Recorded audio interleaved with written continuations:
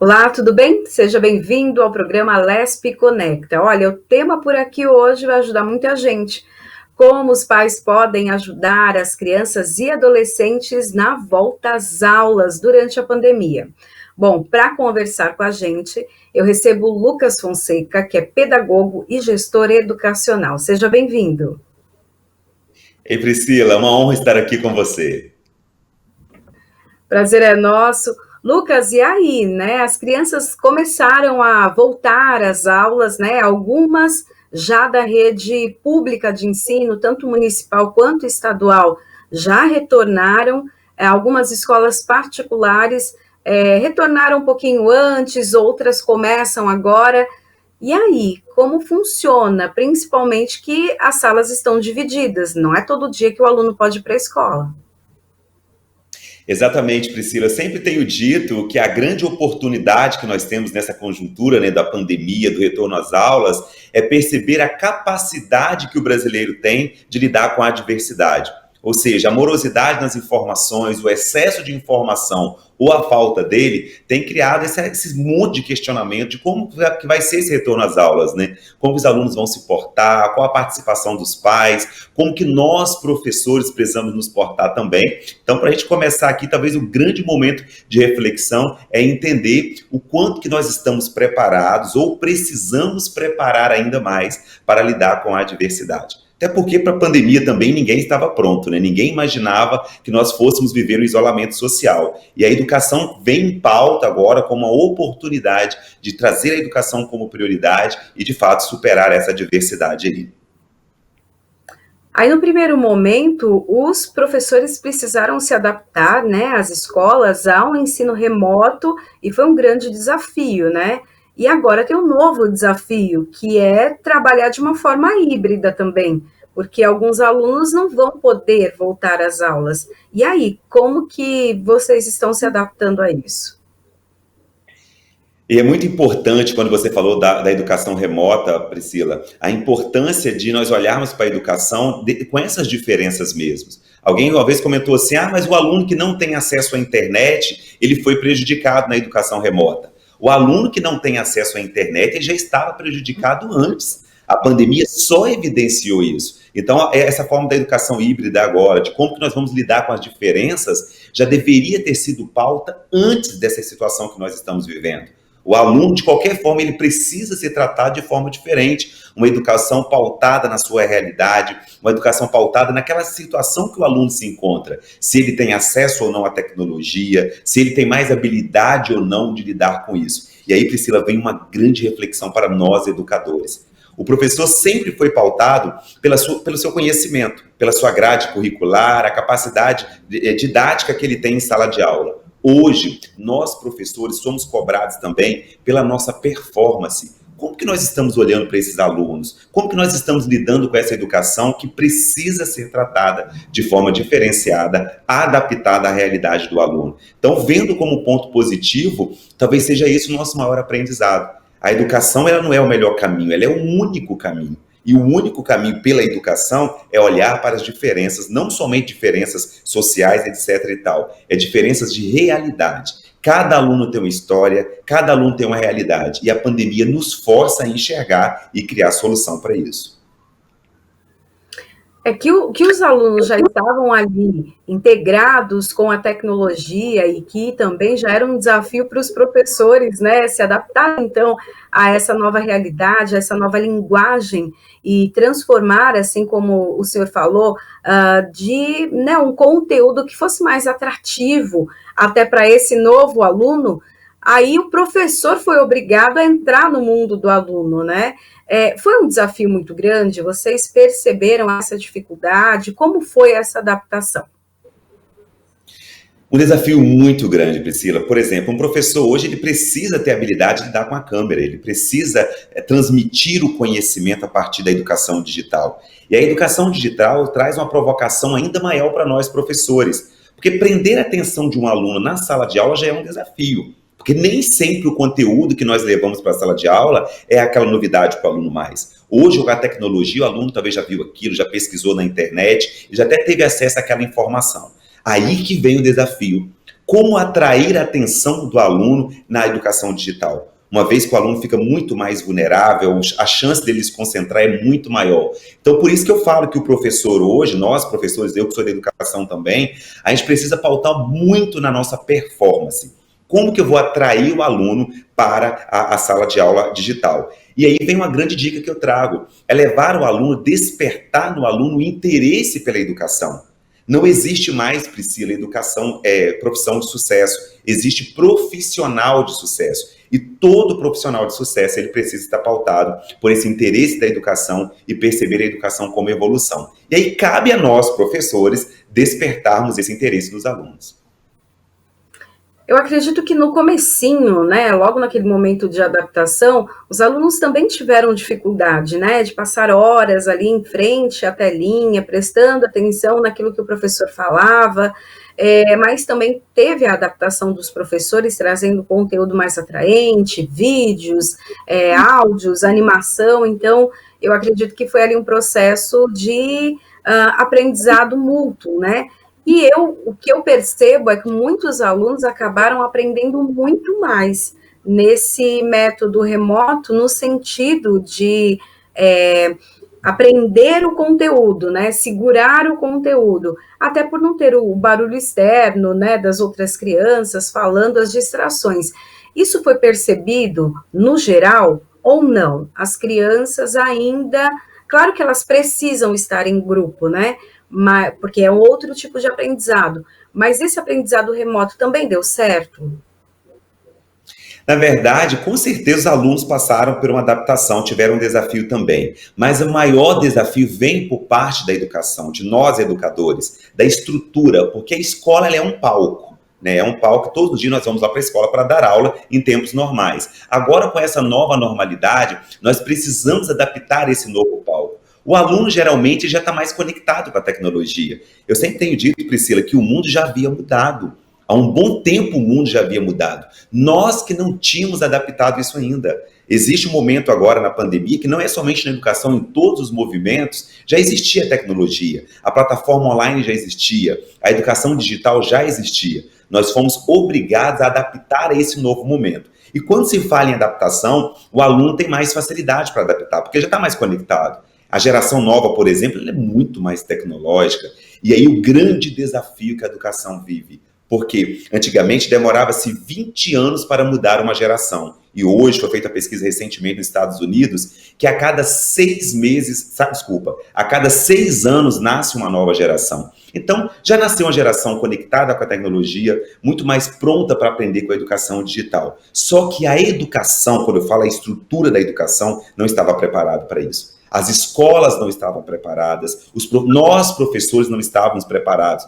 Como, por exemplo, a habilidade de fazer um vídeo, de gravar uma aula, ministrar uma aula remota. Então, foi um desafio muito maior para nós, professores. O aluno, consequentemente, teve mais facilidade para adaptar. E daí, esse aprendizado, né, que os professores tiveram nesse momento também, isso vai ser levado para a sala de aula depois de forma presencial, já que muita coisa mudou, né? Como o senhor acabou de dizer, os professores aprenderam muita coisa, aprenderam a gravar vídeos, né? A fazer transmissões, né? Faziam lives, então aprenderam tanta coisa. Isso vai ser levado também para a sala de aula, agora, assim, de forma presencial? Eu tenho dito que nós jamais voltaremos ao normal, nós voltaremos melhores. Aquele normal que nós conhecíamos em 2019 nunca mais vai existir. Uma vez que nós tivemos acesso a novos recursos, novas conexões, fomos também convidados, enquanto educadores, a conectar mais com os pais, para que os pais e os responsáveis assumissem também a sua responsabilidade, que é importante falar sobre isso, Priscila. Os pais ou os responsáveis pelos alunos, eles têm o seu papel, que precisa ser cumprido, só que às vezes também não era cumprido. Às vezes mandava o aluno para a escola, na grande maioria, salvo exceções, deixava o aluno lá, o filho lá, como ponto de aprendizado. E aí, durante a pandemia, nesse isolamento social, nós fomos convidados a conectar ainda mais com o verdadeiro sentido da educação. A base da educação, ela é pautada em valores, e valores que nós pais precisamos passar, porque eu falo que eu também sou pai, também tenho filho, e tive que assumir esse papel dentro de casa, ainda mais durante a pandemia. Então, certamente esses aprendizados, seja dos professores, que passaram a ter acesso a mais tecnologia, seja o aluno que agora soube e viveu a educação digital, dificilmente voltaremos àquela normalidade. Até porque, uma vez conhecendo essa ferramenta, a tendência agora é continuar mesclando a educação presencial com a educação digital. E aí eu vejo isso como muito positivo. O mundo já havia mudado, como eu disse aqui. Então é importantíssimo adaptar. Não é a hora de inventar, é a hora de adaptar. E quando se fala em educação, talvez o maior aprendizado é ter mais habilidades para criar possibilidades durante a adversidade. Porque o Brasil ficou, inclusive, entre o ranking dos países que mais demoraram voltar para a aula presencial. Então, não é sobre educação ou não, é sobre habilidade de adaptar, habilidade de conectar e chamar toda a comunidade escolar, envolvendo pais e alunos, para que todos nós uníssemos ainda mais e sobrevivermos a essa circunstância. O papel dos pais nesse momento foi muito importante, né, em vários aspectos, né? O primeiro, para ajudar muitas crianças que ainda não tinham habilidade para vários programas, né, de computador, que não sabiam ali, de repente, anexar uma foto, mandar um e-mail. Então, os pais tiveram uma tarefa também, né, muito grande de ficar ali ao lado dos filhos, e assim como o senhor disse, um papel importante. Eu queria que o senhor falasse um pouco também da independência que as crianças criaram neste momento, se isso aconteceu, e também como foi essa aproximação dos pais nesse processo de aprendizagem? E quando se fala brilhante a sua pergunta, quando se fala em aproximação dos pais, esse é o ganho.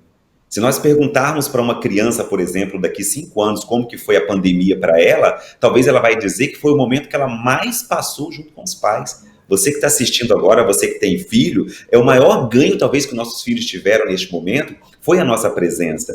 E aí sim, não somente a habilidade dos filhos terem que acessar a tecnologia, nós dávamos um suporte a eles, nós também fomos desafiados. Mesmo também mostrar que vai dar tudo certo, que tudo isso vai passar. Então, até dentro da inteligência emocional, que é um campo de estudo que eu trabalho muito, como que nós, pais, nos portamos perante aos nossos filhos durante a pandemia. Porque quando é uma criança, ela não tem muita habilidade de interpretar o que está acontecendo.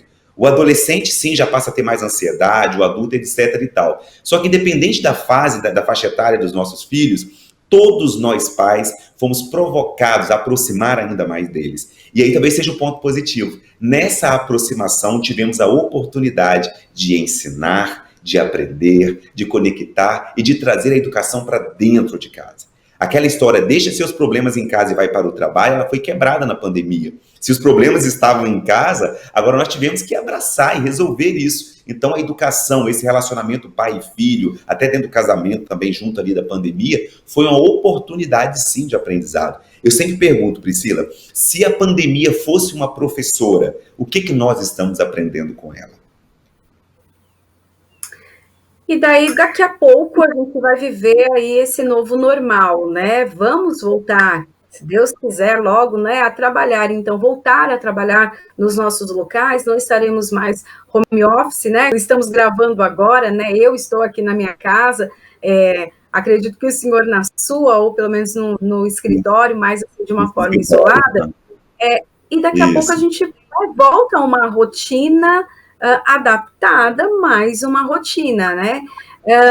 Esses ganhos, então, que o senhor até mencionou aí, nesse momento de pandemia, eles vão se perder ou vão continuar, né? Os pais vão continuar ainda né, com essa aproximação, ou com o passar do tempo a gente vai se perder de novo?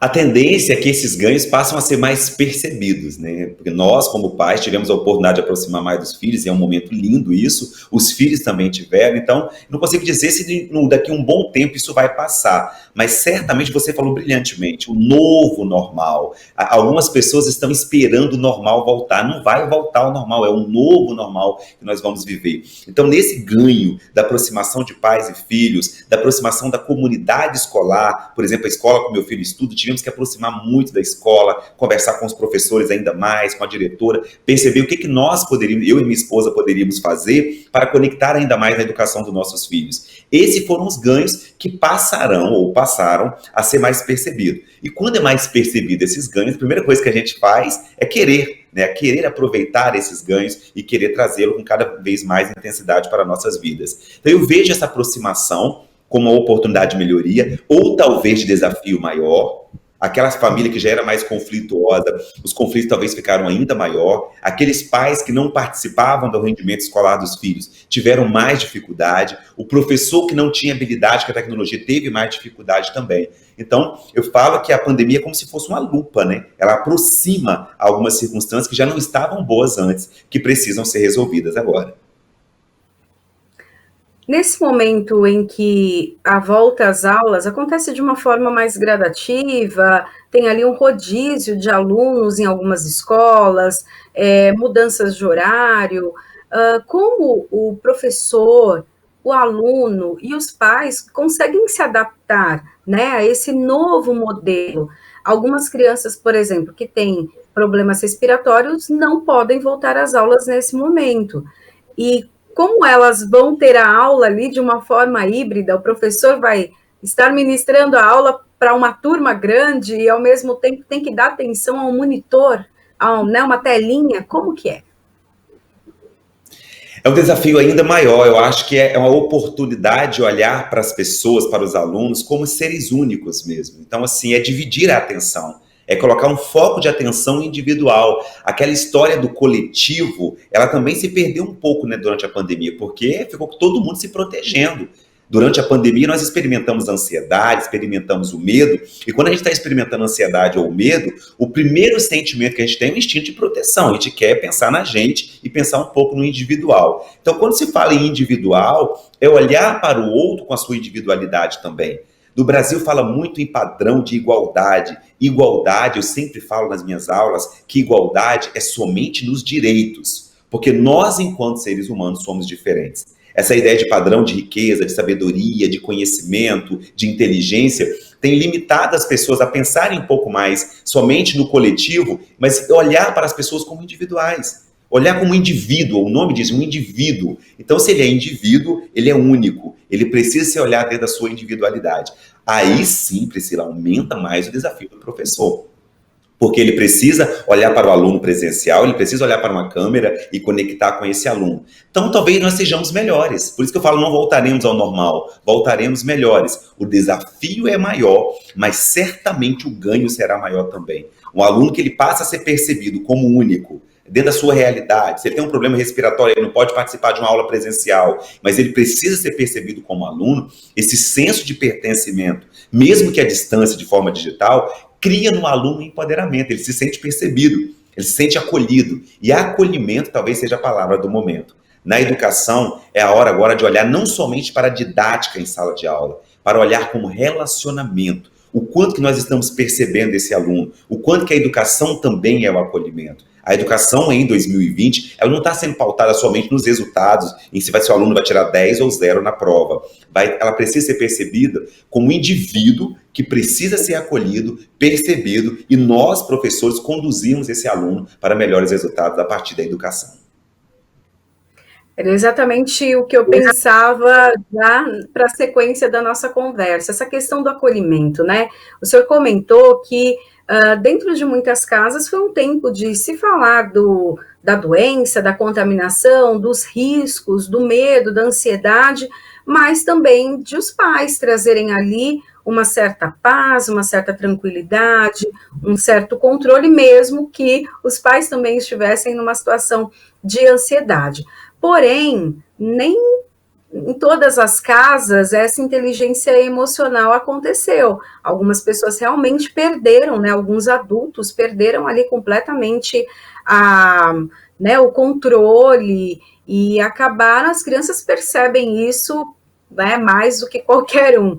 E como vai ser esse acolhimento, então, das crianças nessa volta às aulas, né? Muitas voltam ali com bastante medo de contaminação, da doença, mas também muito inseguras, né? Eu queria que você falasse um pouco disso. E antes de responder a sua pergunta, Priscila, eu quero até explicar como que isso funciona em nossa mente, né? O cérebro, ele funciona por expectativa.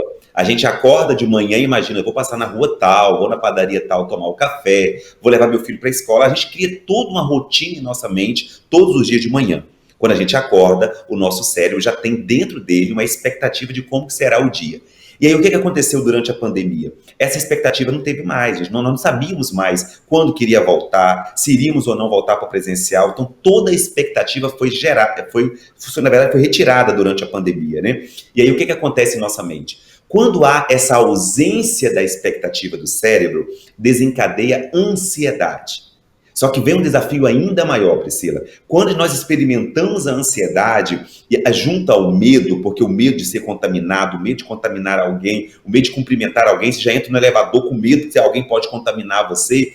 Ansiedade mais medo desencadeia angústia.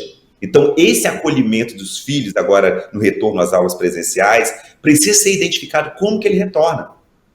Como que está a emoção desses alunos? O que eles passaram durante essa pandemia? Porque olhar para o aluno somente dar boas-vindas na sala de aula presencial não é mais o suficiente.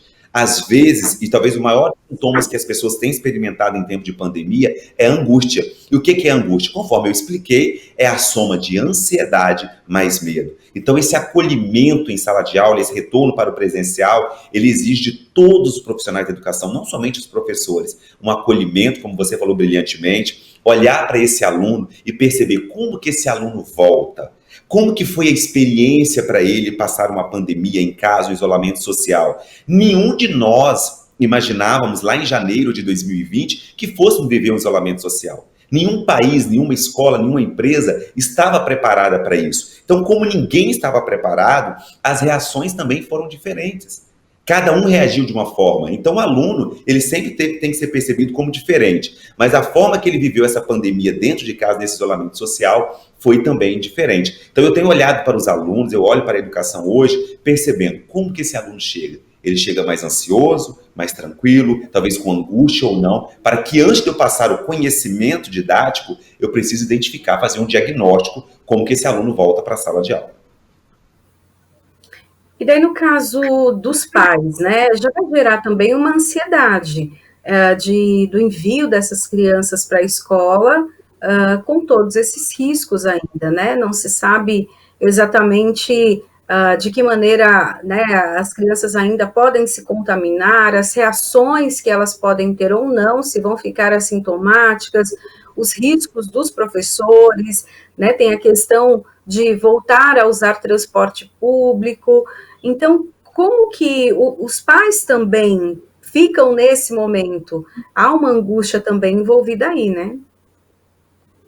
Exatamente. E além da angústia, Priscila, vem a insegurança, né? É uma responsabilidade muito grande, porque o pai, a mãe, hoje, o responsável, ele tem a consciência que ele é responsável por essa decisão. Eu preciso ter a consciência da consequência que eu posso ter de colocar meu filho na sala de aula presencial ou não colocar. Tudo vai ter uma consequência, seja positiva ou negativa. Então, assumir a responsabilidade de criar um filho já é um desafio. Agora, além disso, nós temos a responsabilidade de escolhermos se nós optamos ou não em mandar o nosso filho para a escola. E aí, quando assumimos essa responsabilidade, vem a insegurança. Então, eu tenho percebido muitos pais, eu tenho atendido muitos pais, conversado com muitos pais e percebendo que, às vezes, a insegurança não está no aluno, a insegurança está no pai, se ele retorna ou não. Aí eu tenho questionado, mas o que te faz sentir inseguro? É a ausência da informação, é a falta de clareza na informação. Às vezes também não é tão explicado, Priscila, como que vai ser essa aula, como que vai ser o comportamento desse aluno, como que ele será acolhido.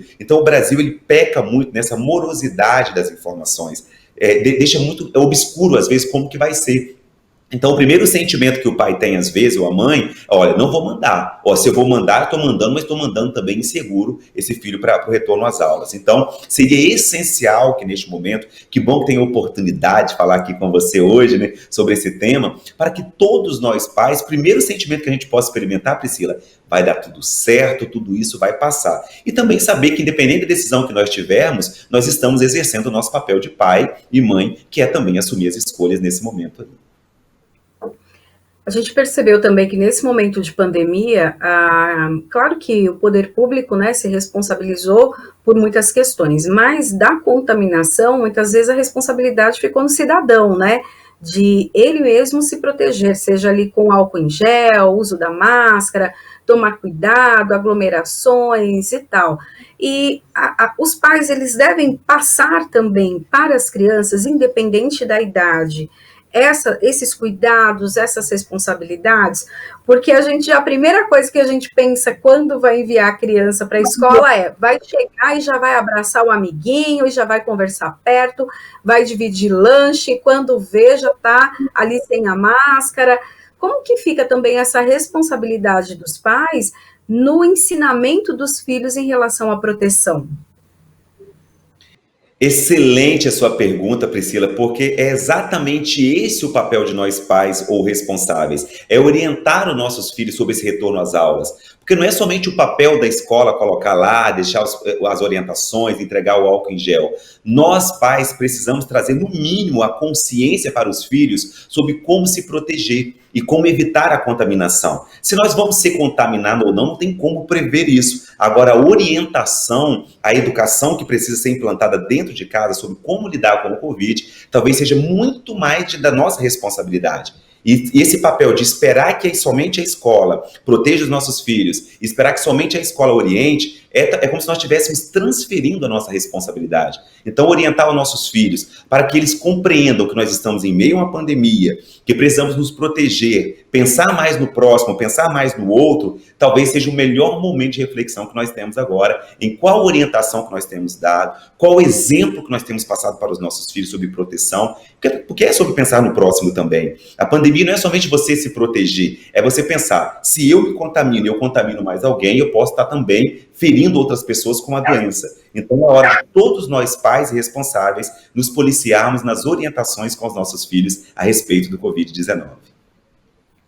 Professor, e para a gente terminar, qual o recadinho, então, final para os pais, né, nesse período, então, de volta às aulas, né, de tantas incertezas que a gente tem ainda nesse momento de pandemia? Eu quero deixar um recado para todos os pais que estão nos assistindo, que tudo isso vai passar. Talvez você pode ter experimentado um sentimento assim, mas o que fazer agora com meu filho em casa? O que fazer se voltar ou não presencial? Tudo vai dar certo, tá tudo bem experimentar o medo, tá tudo bem experimentar a ansiedade. Todos nós estamos vulneráveis com essa situação. Conecte com o verdadeiro sentido da educação. Conecte com o verdadeiro propósito da educação. Conecte com a educação que você recebeu dos seus pais lá no passado. E aí você vai se sentir muito mais pronto para retransmitir essa educação para os seus filhos. Não há ninguém no mundo mais preparado para falar de educação com os filhos do que os próprios pais. Então, vai dar tudo certo, tudo isso vai passar. Enquanto não passar, que possamos nos conectar ainda mais com amor, com acolhimento. A verdadeira educação, ela nasce a partir do amor. E falando em amor, pais e responsáveis são que mais brilhantemente exercem esse papel. Agradeço, então, a participação de Lucas Fonseca, pedagogo e gestor educacional. Muito obrigado por dividir conosco, assim, tantos conhecimentos. Muito obrigado, foi uma honra. Bom, o programa Alesp Conecta fica por aqui. A gente se encontra na programação da Rede Alesp. Tchau, tchau.